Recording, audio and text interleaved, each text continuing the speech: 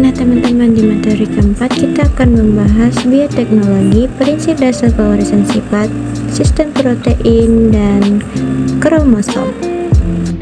Nah yang pertama kita bahas ialah bioteknologi, terbagi menjadi dua, ialah konvensional dan modern.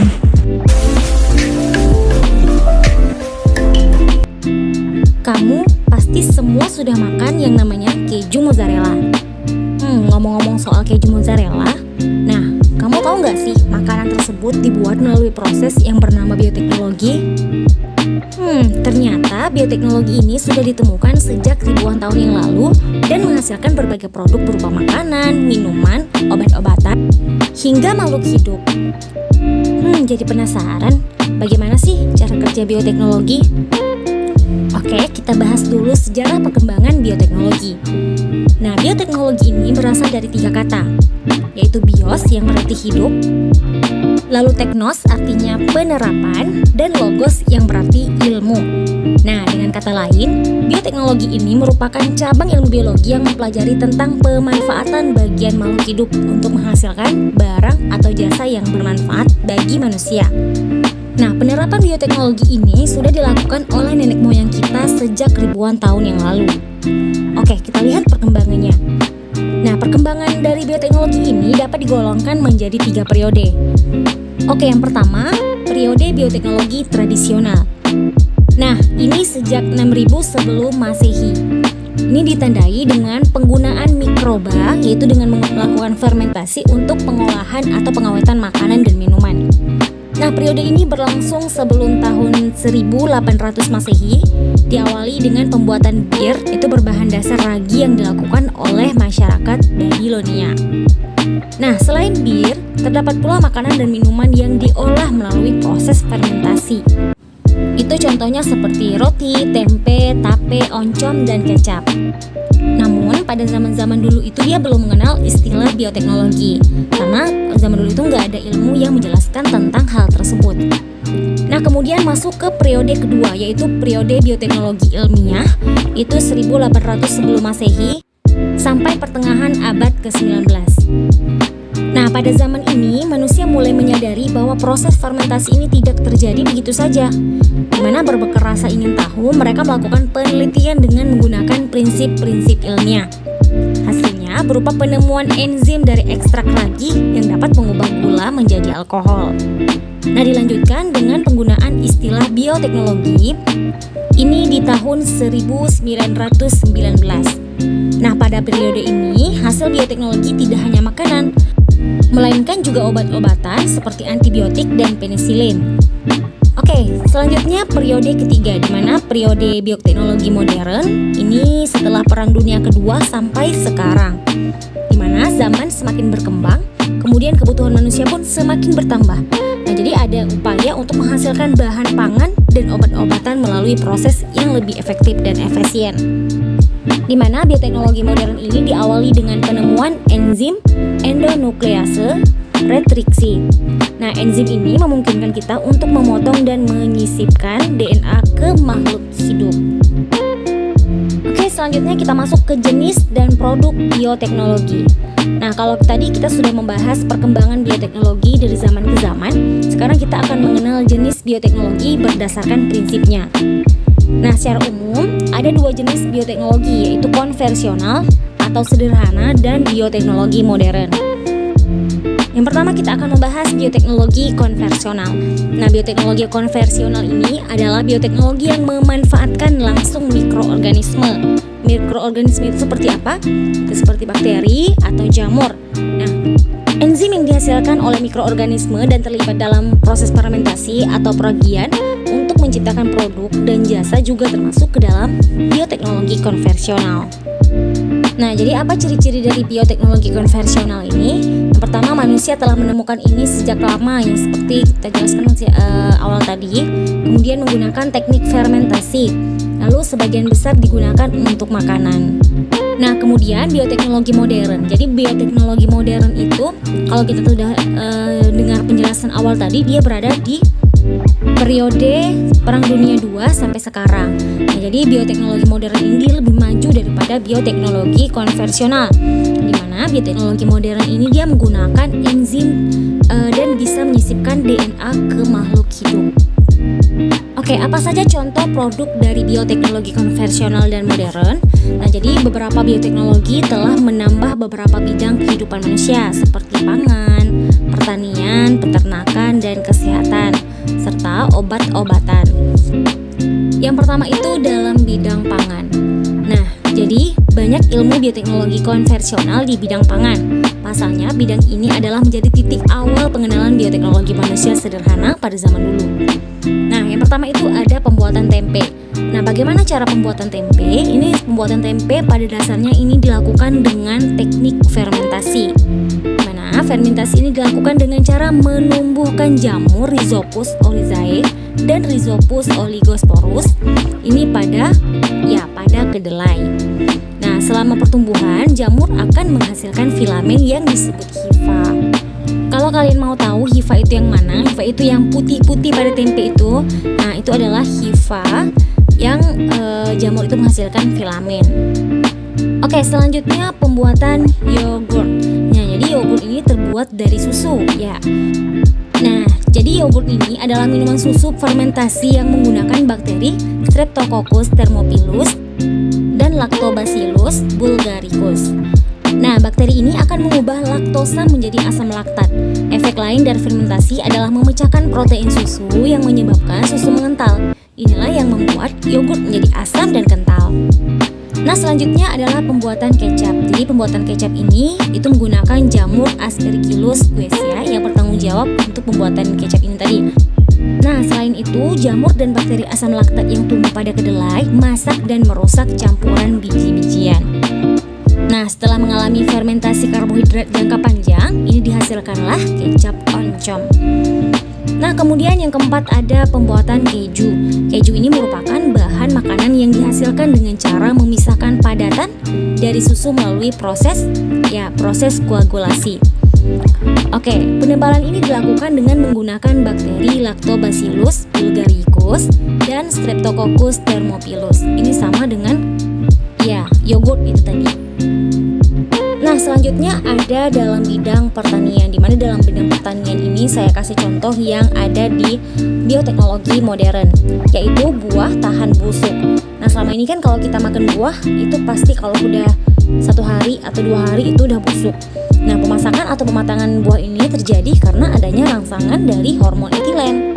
Nah, inilah dilakukan rekayasa genetika pada buah tersebut, di mana rekayasa genetika ini merupakan hasil penemuan manusia yang bisa membantu supaya kebusukan pada buah ini bisa dicegah. Nah, salah satu contohnya adalah penelitian berhasil melakukan rekayasa genetika pada tomat, yaitu produk bioteknologi modern yang buahnya itu tahan busuk. Oke, selanjutnya kita masuk ke bidang peternakan. Oke, pada bidang peternakan saya akan memberi contoh bioteknologi modern, yaitu cloning pada hewan. Nah, cloning ini apa? Cloning ini adalah proses di mana seluruh organisme diproduksi dari sel yang diambil dari organisme induk, sehingga menghasilkan keturunan yang secara genetik identik. Nah, ini berarti hewan yang akan dikloning itu merupakan duplikat sama persis dengan induknya, yang berarti juga memiliki DNA yang sama. Jadi bisa dikatakan 100% sama persis dengan induknya. Nah, jadi cloning pertama yang berhasil dilakukan adalah cloning domba Dolly pada bidang peternakan. Oke, selanjutnya kita masuk ke bidang kesehatan. Nah, jadi di dalam bidang kesehatan, bioteknologi juga banyak menerapkan hasil obat-obatan. Seperti yang pertama, antibiotik. Nah, antibiotik ini adalah produk medis yang terbuat dari jamur dan bakteri. Nah, di mana dengan kemajuan kimia organik, antibiotik juga dapat diproduksi dengan sintesis kimia. Nah, antibiotik bekerja dengan antibiotik itu membunuh bakteri penyebab infeksi penyakit yang ada di tubuh kita. Apa aja contoh dari antibiotik? Silahkan lihat di tabel. Itu ada penisilin, antibiotik yang dihasilkan, di mana jenis mikroorganismenya adalah Cephalosporium sp. Nah, begitu juga selanjutnya, silakan dilihat di tabel. Oke, yang kedua ada vaksin. Nah, tentu kalian udah gak asing lagi kalau mendengar kata vaksin, apalagi pas waktu zaman-zaman COVID-19.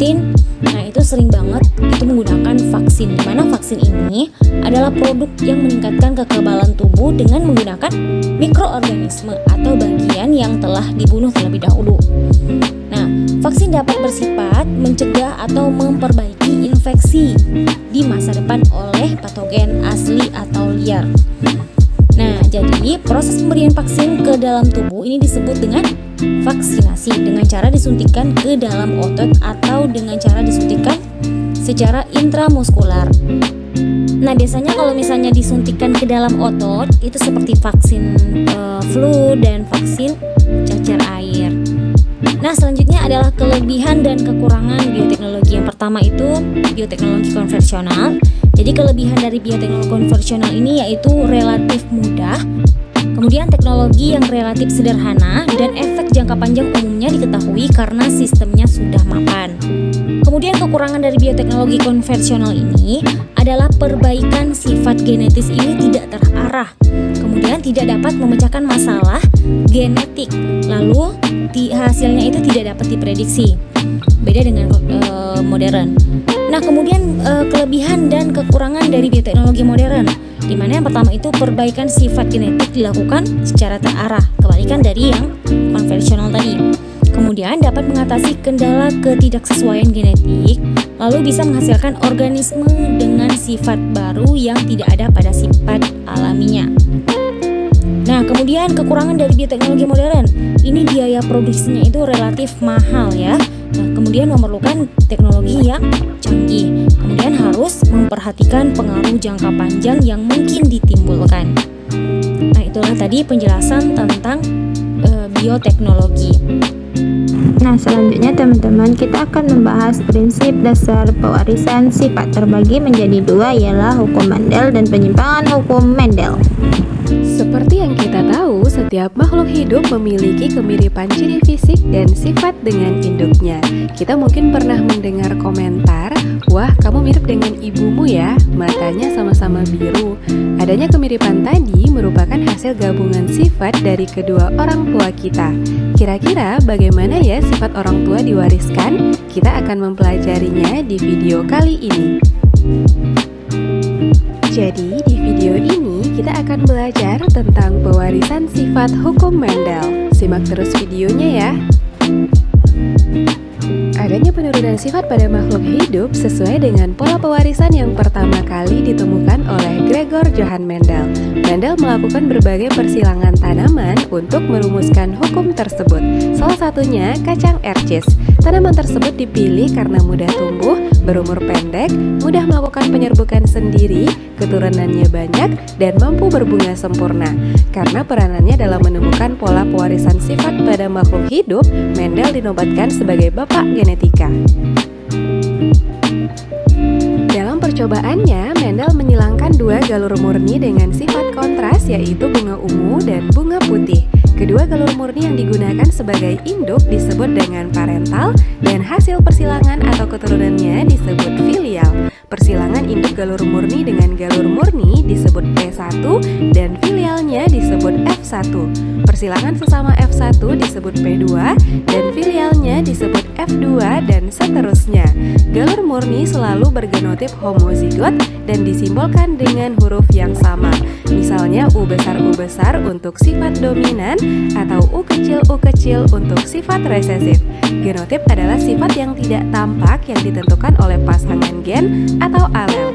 Genotip biasanya disimbolkan dengan huruf seperti U besar untuk homozigot dominan, U kecil untuk homozigot resesif, dan U besar untuk heterozigot. Sedangkan sifat yang dapat diamati disebut dengan fenotip, misalnya bunga berwarna ungu dan putih.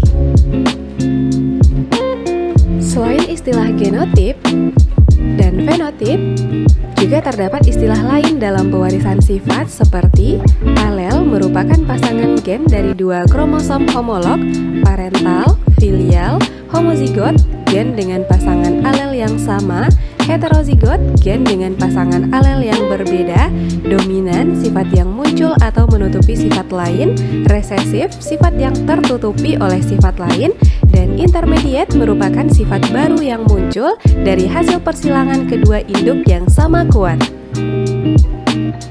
Setelah memahami istilah yang digunakan dalam percobaan Mendel, selanjutnya kita akan membahas hukum satu Mendel. Dalam hukum satunya, Mendel melakukan persilangan dengan satu sifat beda atau monohibrid.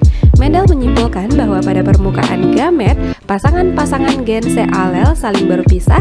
Pemisahan gen ini terjadi selama proses meiosis berlangsung. Kesimpulan tersebut dikenal dengan hukum pemisahan gen sealel atau hukum segregasi. Hukum satu Mendel ini terbagi dua, yaitu monohibrid dominan penuh dan monohibrid intermediate. Pertama, monohibrid dominan penuh merupakan persilangan yang terjadi jika keturunannya mempunyai sifat yang sama dengan salah satu induknya. Contohnya, Mendel melakukan persilangan tanaman kacang ercis berbiji bulat B besar dengan kacang ercis berbiji keriput B kecil. Semua keturunan F1-nya berupa tanaman kacang ercis berbiji bulat B besar B kecil. Selanjutnya, F1 disilangkan dengan sesamanya, kacang ercis berbiji bulat disilangkan dengan kacang ercis berbiji bulat B besar B kecil. Masing-masing gamet kita silangkan menghasilkan B besar kacang ercis berbiji bulat, B besar B kecil biji bulat, B besar B kecil biji bulat, dan B kecil berbiji keriput. Perbandingan genotip F2-nya 1 B besar banding 2 B besar B kecil banding 1 B kecil, dan perbandingan fenotip F2-nya 3 biji bulat banding 1 biji keriput. Jadi, jika kita menyilangkan induk dengan sifat biji bulat dengan induk biji keriput, maka akan menghasilkan F1 biji bulat, dan jika sesama F1 disilangkan, maka akan menghasilkan 3 kacang ercis berbiji bulat dan 1 kacang ercis biji keriput. Dengan perbandingan genotip F2-nya adalah 1 B besar banding 2 B besar B kecil banding 1 B kecil, dan perbandingan fenotip F2-nya 3 biji bulat banding 1 biji keriput. Hukum segregasi kedua adalah monohibrid intermediate. Dalam percobaan ini, sifat dominan tidak muncul secara penuh karena adanya sifat intermediate, sehingga fenotip F1 adalah gabungan sifat kedua induknya. Contoh sifat intermediate terdapat pada bunga pukul 4. Mendel melakukan persilangan bunga pukul 4 berwarna merah M besar dengan warna putih M kecil, yang persilangannya menghasilkan F1 bunga warna merah muda M besar M kecil. Jika F1 disilangkan dengan sesamanya, bunga merah muda disilangkan dengan merah muda M besar M kecil. Masing-masing gamet kita silangkan menghasilkan M besar bunga berwarna merah, M besar M kecil merah muda, M besar M kecil merah muda, dan M kecil bunga berwarna putih. Perbandingan fenotip dan genotip F2-nya, bunga berwarna merah banding merah muda banding putih adalah 1 banding 2 banding 1. Jadi, jika kita menyilangkan bunga dengan sifat induk berwarna merah dengan induk berwarna putih, maka akan menghasilkan F1 bunga berwarna merah muda, dan jika sesama F1 disilangkan, maka akan menghasilkan 1 bunga berwarna merah, 2 bunga merah muda, dan 1 bunga berwarna putih. Dengan perbandingan genotip F2-nya adalah 1 M besar banding 2 M besar M kecil banding 1 M kecil, dan perbandingan fenotip F2-nya 1 merah banding 2 merah muda banding 1 putih. Berikutnya, hukum 2 Mendel. Selain melakukan persilangan monohibrid, Mendel juga melakukan persilangan dihibrid, yaitu persilangan antara individu yang memiliki dua sifat beda. Mendel menggunakan dua sifat beda dari tanaman kacang ercis, yaitu berdasarkan bentuk dan warna biji. Mendel menyilangkan tanaman kacang ercis berbiji bulat warna kuning B besar, K besar dengan tanaman kacang ercis berbiji keriput warna hijau B kecil, K kecil. Maka semua keturunan F1-nya berbiji bulat kuning B besar, K kecil.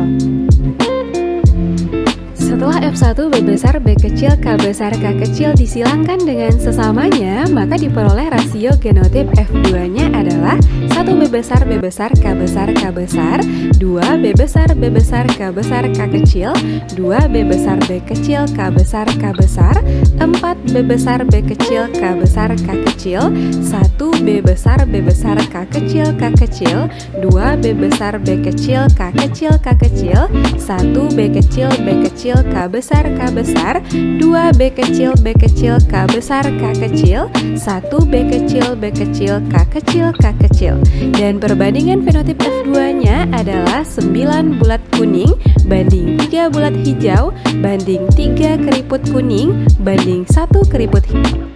Nah, selanjutnya yang kita bahas ialah sintesis protein terbagi menjadi dua. Yang pertama ialah transkripsi dan transiasi.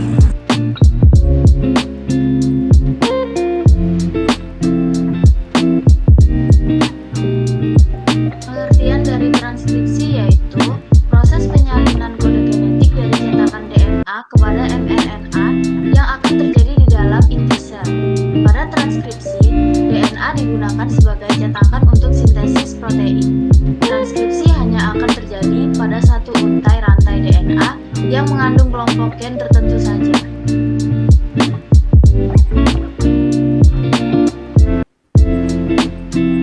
Selanjutnya yaitu proses transkripsi. Proses transkripsi berlangsung di dalam sitoplasma dengan diawali proses pembukaan rantai ganda yang dimiliki oleh DNA dengan bantuan enzim RNA polimerase. Transkripsi memiliki 3 tahap, yaitu 1. Inisiasi, 2. Elongasi, 3. Terminasi. Yang pertama yaitu inisiasi. Pada RNA polimerase terikat pada untaian DNA yang disebut promoter yang ditemukan di dekat awal dari suatu gen. Setiap gen mempunyai promoternya sendiri. Setelah terikat, RNA polimerase memisahkan untaian ganda DNA, menyediakan template atau cetakan untaian tunggal yang siap untuk ditranskripsi. Yang kedua yaitu elongasi. Satu untaian DNA, untaian cetakan bertindak sebagai cetakan untuk digunakan oleh enzim RNA polimerase. Sambil membaca cetakan ini, RNA polimerase membentuk molekul RNA keluar dari nukleotida, membuat sebuah rantai yang tumbuh dari 5 sampai 3. RNA transkripsi membawa informasi yang sama dari untaian DNA non-template tokotin. Yang ketiga yaitu terminasi, yaitu urutan ini memberikan sinyal bahwa transkripsi RNA telah selesai. Setelah ditranskripsi, RNA polimerase melepaskan hasil transkripsi RNA.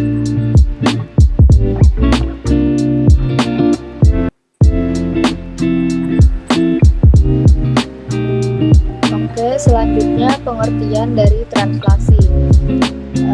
Translasi merupakan proses penerjemahan kode DNA sehingga menghasilkan rantai polipeptida penyusun protein. Hal yang harus kita ingat dalam translasi adalah firing rule atau aturan memasangkan basa nitrogen. Pada translasi, A pada mRNA akan berkaitan dengan U pada tRNA. U pada mRNA akan berkaitan dengan A pada tRNA. G pada mRNA akan berkaitan dengan C pada tRNA. Dan C pada mRNA akan berkaitan dengan G pada tRNA.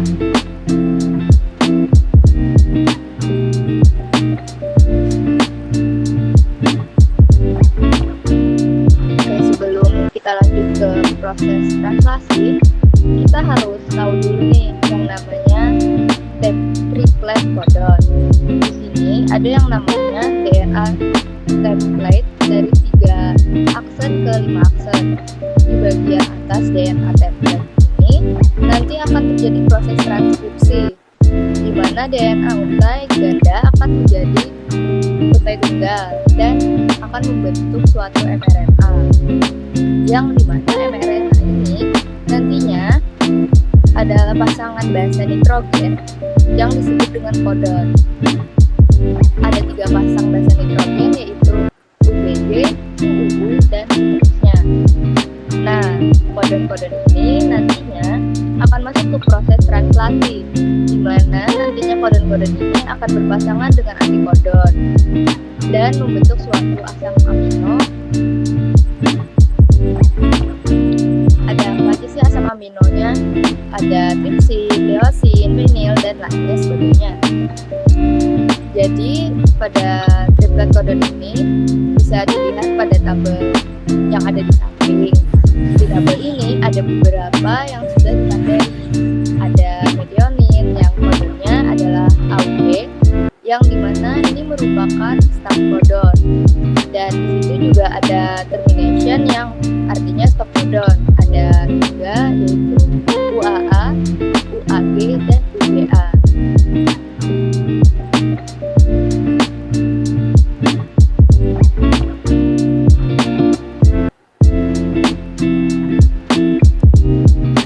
Selanjutnya adalah proses translasi atau tahapan translasi. Terdapat 3 tahapan translasi, yaitu inisiasi, elongasi, dan juga terminasi.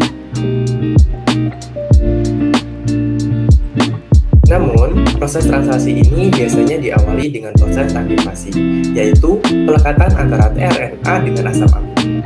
Tiap asam amino digabungkan dengan tRNA yang sesuai dengan enzim aminoasiasil tRNA sintase. Ribosom memudahkan pelekatan yang spesifik antara antikodon dengan kodon mRNA selama proses protein.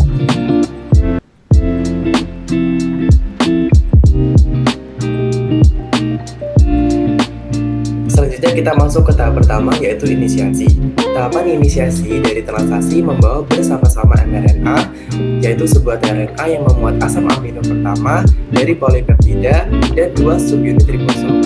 Pertama, subunit ribosom kecil mengikatkan diri pada mRNA dan juga tRNA inisiator khusus.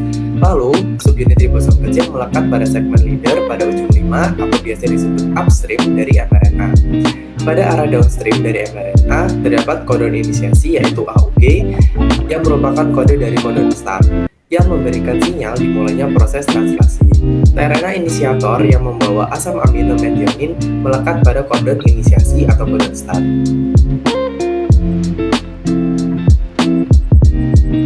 Yang kedua yaitu tahap elongasi. Pada tahap ini, kodon yang dibawa mRNA akan diterjemahkan menjadi asam amino. Setelah itu, masing-masing asam amino akan digabungkan oleh tRNA untuk membawa asam amino yang kemudian disusun menjadi protein. Gabungan dari asam amino tersebut akan membentuk rantai yang disebut rantai polipeptida.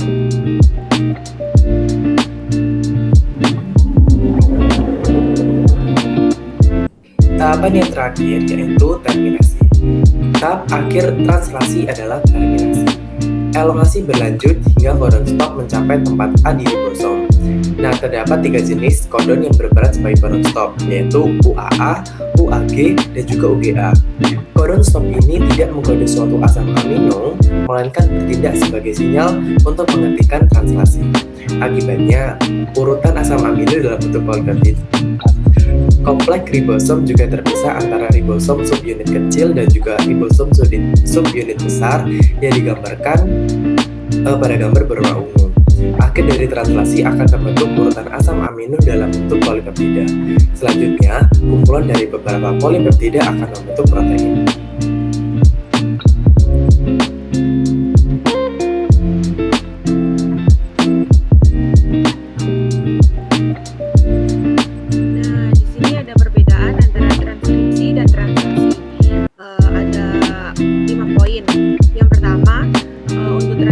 Adalah membentuk DNA di dalam ribosom, dan untuk translasi penerjemahan kode yang dibawa oleh DNA.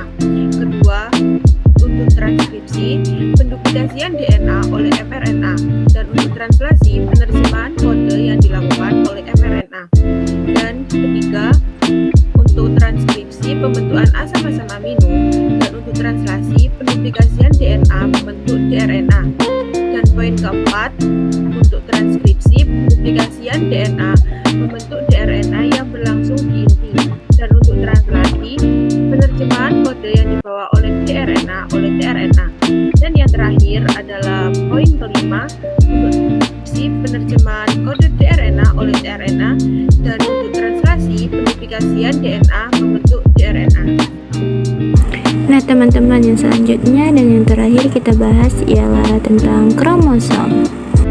Jadi di video kali ini kita akan belajar tentang materi genetik. Simak terus videonya ya.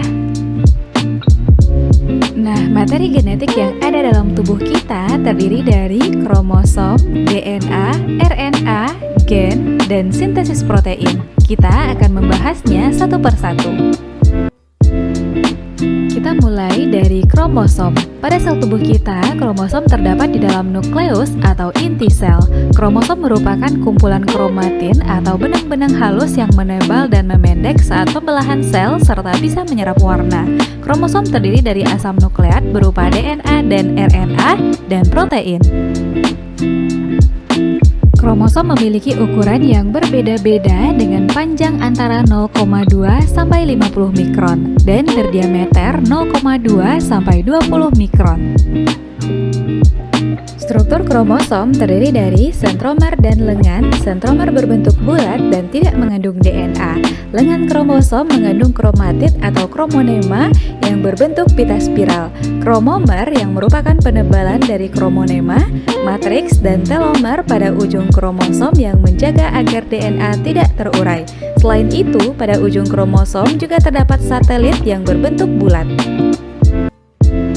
Berdasarkan fungsinya, kromosom dapat dibedakan menjadi kromosom tubuh atau autosom dan kromosom kelamin atau gonosom. Autosom berperan dalam menentukan ciri-ciri tubuh, bersifat diploid, mengalami pembelahan mitosis, dan jumlahnya 2 kali gonosom. Sedangkan gonosom berfungsi untuk menentukan jenis kelamin, bersifat haploid, mengalami pembelahan meiosis, dan berjumlah setengah dari autosom. Berdasarkan letak sentromernya, kromosom dapat dibedakan menjadi 4, yaitu metasentrik, kromosom yang letak sentromernya di tengah sehingga membagi kromosom menjadi 2 lengan yang sama panjang. Submetasentrik, letak sentromernya agak di tengah sehingga kedua lengan kromosom tidak sama panjang. Akrosentrik, letak sentromernya di dekat ujung kromosom, dan telosentrik, sentromer berada di ujung lengan kromosom. Di dalam sel tubuh kita terdapat sepasang kromosom yang bersifat diploid, berasal dari induk betina atau ovum dan induk jantan atau sperma. Kromosom yang berpasangan ini disebut kromosom homolog. Kromosom homolog adalah kromosom yang mempunyai struktur yang sama atau mempunyai lokus-lokus alel yang sama.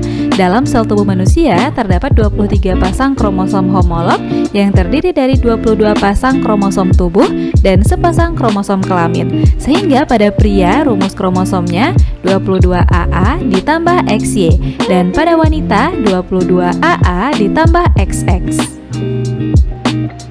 Penulisan rumus kromosom bisa kita amati pada 2 organisme berikut. Pada manusia memiliki 46 buah kromosom sel tubuh, penulisannya 22 pasang autosom dan sepasang gonosom atau XX pada wanita dan XY pada pria, dan 23 buah kromosom pada sel kelamin, yaitu ditulis 22A ditambah X pada sel ovum dan 22A tambah X atau 22A tambah Y pada sel sperma. Sedangkan jumlah kromosom pada kuda adalah 64 buah yang terdiri dari 32 pasang pada sel tubuh dan 32 pada sel kelamin. Nah teman-teman, setiap organisme mempunyai jumlah kromosom yang tetap dan spesifik. Berikut ini tabel beberapa spesies dan jumlah kromosom yang dimilikinya. Bisa dipahami ya? Materi genetik berikutnya adalah gen. Gen merupakan unit terkecil dari suatu makhluk hidup yang mengandung substansi hereditas atau dapat menentukan sifat individu. Terdapat dalam lokus di kromosom. Gen terdiri dari protein dan asam nukleat berupa DNA dan RNA. Berukuran antara 4-8 mikron, gen-gen yang menempati lokus yang sama pada kromosom homolognya disebut alel. Alel mempunyai tugas yang sama atau berlawanan untuk suatu sifat tertentu.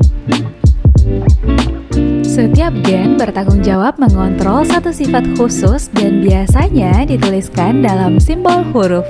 Huruf kapital untuk sifat dominan, huruf kecil untuk sifat resesif. Susunan gen dalam individu disebut genotip. Gen mempunyai sifat-sifat sebagai berikut: mengandung informasi genetik, tiap gen mempunyai tugas dan fungsi berbeda. Pada waktu pembelahan mitosis dan meiosis, gen dapat mengadakan duplikasi, ditentukan oleh susunan kombinasi basa nitrogen, berperan menyampaikan informasi genetik dari induk kepada keturunannya, mengatur metabolisme dan perkembangan. Materi genetik ketiga yaitu DNA atau deoksiribonukleik asid. DNA merupakan materi genetik yang diwarisi organisme dari induknya. DNA berupa double helix atau rantai ganda. DNA dapat bersifat heterokatalitik atau membentuk RNA melalui sintesis protein dan autokatalitik atau melakukan replikasi sehingga menghasilkan DNA baru. DNA tersusun atas banyak nukleotida sehingga disebut polinukleotida. Setiap nukleotida terdiri dari gugusan gula pentosa yaitu deoksiribosa, asam fosfat penghubung dua gugusan gula, dan basa nitrogen yaitu adenin dan guanin dari golongan purin, serta sitosin dan timin dari golongan pirimidin.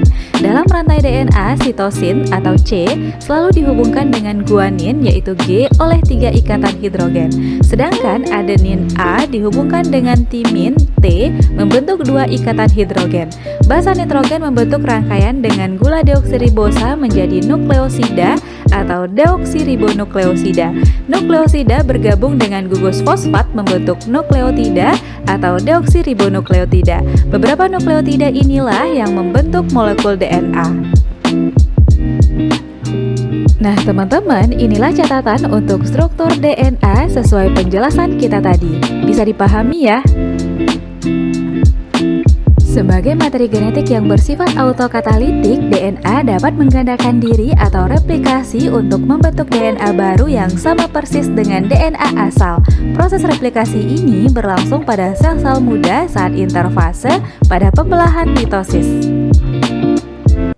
Replikasi DNA terdiri dari 3 jenis yaitu replikasi konservatif, bentuk rantai double helix dan alamat tetap dan menghasilkan rantai double helix baru.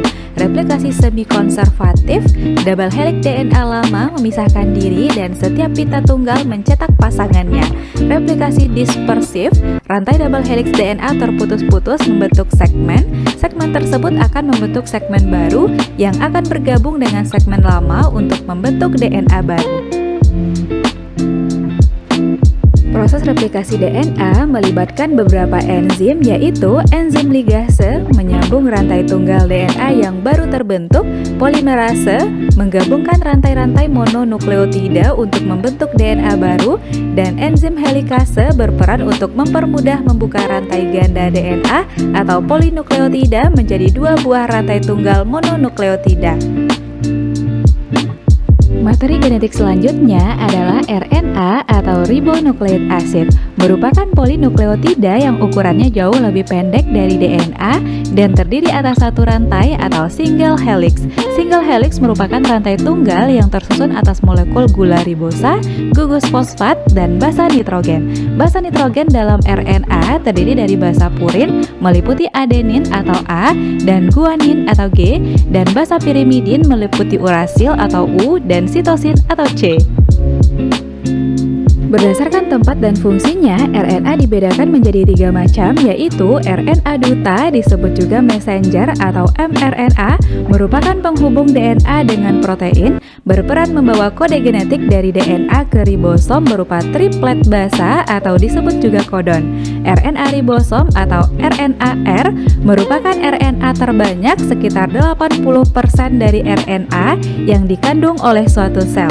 RNA-R banyak terdapat di dalam ribosom dan berperan sebagai tempat pembentukan protein. RNA transfer atau RNA-T berperan menerjemahkan kodon yang terdapat pada mRNA menjadi satu jenis asam amino serta mengangkut asam amino ke permukaan ribosom pada saat translasi. Dan materi genetik terakhir adalah sintesis protein. Sintesis protein adalah penerjemahan gen atau DNA menjadi RNA hingga terbentuk rantai protein melalui proses transkripsi dan translasi. Secara ringkas, rangkaian sintesis protein melalui proses transkripsi dan translasi adalah sebagai berikut. DNA sense di dalam nukleus membentuk mRNA untuk membawa kode genetik sesuai urutan basa nitrogennya. mRNA meninggalkan inti sel menuju ribosom. Kedua tahapan ini merupakan proses transkripsi. tRNA datang membawa asam amino yang sesuai dengan kodon atau kode genetik yang dibawa oleh mRNA. tRNA bergabung dengan mRNA di ribosom. Asam amino akan berderet sesuai dengan kodonnya sehingga terbentuklah protein yang diharapkan. Proses 3 dan 4 ini disebut dengan translasi. Berikut ini merupakan tabel kode genetik dan jenis asam amino dalam pembuatan protein. Kode genetik merupakan instruksi berupa kode-kode yang merumuskan jenis protein yang akan dibuat, dan ciri khas protein ditentukan oleh jumlah asam amino. Pada tabel kode genetik tersebut terdapat 3 kodon non-sense atau stop kodon, yaitu UAA, UAG, dan UGA. Ketiga kodon tersebut adalah kodon untuk mengakhiri sintesis protein. Selain itu, ada juga kodon yang mengawali atau memulai sintesis protein, disebut start kodon. Kodon tersebut adalah AUG yang menerjemahkan asam amino metionin. Pada kode genetik terdapat 20 macam asam amino sebagai berikut. Untuk menerjemahkan kode genetik DNA menjadi asam amino, kita perlu memahami sifat-sifat DNA. DNA memiliki 2 untayan yang bersifat antiparalel. Dikatakan antiparalel karena DNA bersifat sejajar atau paralel, namun arahnya saling berlawanan. DNA dan RNA memiliki ujung 5 aksen dan 3 aksen berdasarkan posisi gugus fosfat yang terletak di urutan atom karbon pada gula deoksiribosa atau ribosa. DNA sense adalah untaian DNA dengan arah 5 aksen ke 3 aksen yang memiliki urutan atau sekuens basa nitrogen sama dengan mRNA. Untaian ini dikatakan sebagai untaian positif karena memiliki urutan yang sama dengan mRNA. Maka untaian ini disebut sebagai pengkode atau coding. Untaian ini tidak ditranskripsi atau dicetak menjadi mRNA sehingga disebut anti-template. DNA antisense adalah untaian DNA dengan arah 3 aksen ke 5 aksen atau disebut untaian negatif. Untaian ini berperan melakukan transkripsi membentuk mRNA sehingga disebut cetakan atau template. Arah 3 aksen ke 5 aksen didasarkan pada untaian DNA ini ketika proses transkripsi oleh enzim RNA polimerase. Urutan sekuens basa nitrogen pada untaian ini tidak sama dengan mRNA sehingga dikatakan sebagai non-coding. Sintesis protein dengan kode genetik bisa kita amati pada proses berikut. Terdapat untaian DNA antisense dengan kodon seperti gambar. Untuk memulai transkripsi, rantai antisense harus diubah menjadi rantai sense, yaitu rantai DNA sense yang arahnya 5 aksen ke 3 aksen. A akan diubah menjadi T, T menjadi A, C menjadi G, G menjadi C. Pada proses ini, pengubahan urutan basanya sama dengan mRNA hasil transkripsi, kecuali T yang diganti dengan U. Setelah mRNA terbentuk, akan dilanjutkan dengan proses translasi dengan menerjemahkan kodon mRNA menjadi protein. UUA mengkode leusin, GUA mengkode valin, GCC alanin, AGU serin, dan CAA menjadi glutamin sesuai tabel kode genetik. Itulah rangkaian proses sintesis protein hingga terbentuk asam amino. Teman-teman bisa memahaminya ya. Agar teman-teman semakin paham, mari kita selesaikan contoh soal berikut. Soal pertama, diberikan pernyataan tentang sintesis protein, kita diminta mengurutkan pernyataan tersebut menjadi tahapan sintesis protein. Secara umum, urutan sintesis protein adalah sebagai berikut. Pertama, DNA di dalam nukleus membentuk mRNA. Kedua, mRNA meninggalkan nukleus menuju sitoplasma dengan membawa asam amino dari sitoplasma ke ribosom sesuai kodon pada mRNA. Berikutnya, asam amino dirangkai sesuai dengan urutan kodon mRNA, dan terakhir, kodon stop akan bertindak sebagai terminator hingga terbentuk molekul protein. Jadi, urutan tahapan sintesis protein adalah nomor 1, 4, 5, 2, 3. Jawaban yang benar B. Soal kedua, Diberikan rantai DNA antisense, kita diminta menerjemahkannya menjadi rantai kodon mRNA. Kita tahu rantai DNA terbentuk dari dua untai rantai, yaitu rantai antisense dan rantai sense yang memiliki basa nitrogen saling berpasangan. Jika DNA rantai antisense TAG, AGG, CCC, GCT, TTC, CGC, maka DNA rantai sense ATC, TCC, GGG, CGA, AAG, GCG. Sesuai pembahasan materi kita tadi, urutan DNA sense akan ditranskripsi dengan mengubah A menjadi U, T menjadi A, C menjadi G, dan G menjadi C. Sehingga rantai kodon mRNA-nya adalah UAG, AGG, CCC, GCU, CGC. Jadi jawaban yang benar E. Soal terakhir, diberikan rantai DNA, kita diminta mengubahnya menjadi urutan asam amino sesuai langkah sintesis protein. Sama dengan soal sebelumnya, langkah pertama kita adalah mentranskripsi rantai DNA pada soal. Kemudian, hasil transkripsi akan ditranslasi menjadi urutan asam amino atau protein. Rantai DNA pada soal adalah GTC, AGC, AAA, TGA, TTC. Maka hasil transkripsinya adalah CAG, UCG, UUU, ACU, AAG. Untuk hasil translasi menjadi nama protein bisa kita lihat pada tabel kode genetik, sehingga hasil translasinya menjadi glutamin, serin, fenilalanin, treonin, lisin. Jadi jawabannya adalah A. Oke teman-teman, sekarang kita tahu keseluruhan informasi genetik yang menentukan karakteristik makhluk hidup disimpan dalam bentuk materi genetik. Materi genetik tersebut meliputi DNA dan RNA. DNA merupakan sejenis biomolekul yang menyimpan dan menyandi kode-kode genetika setiap organisme.